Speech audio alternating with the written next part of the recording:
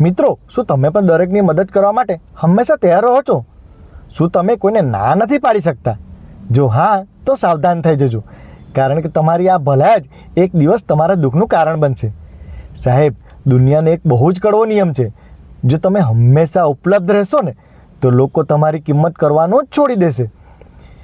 જે ઝાડ પર ફળ નીચે હોય એને લોકો સૌથી વધારે પથ્થર મારે છે. તમે કોઈનું કામ કરી આપશો એ ખૂબ સારી વાત છે, પણ જો તમે તમારા કામના ભોગે બીજાને કામ કરશો ને, તો લોકો તમને મદદગાર નહીં પણ તમને નવરા સમજવા લાગશે.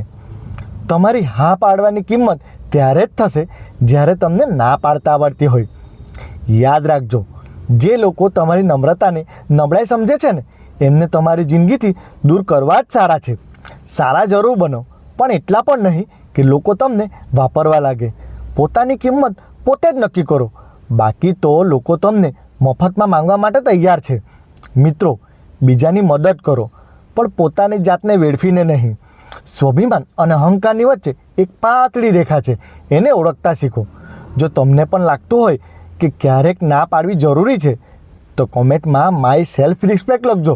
અને વાતોની સફર આવી જ રીતે ચાલુ જ છે, તો બ્રિજેશ ઓફિશિયલને સબસ્ક્રાઈબ કરવાનું ચૂકતા નહીં.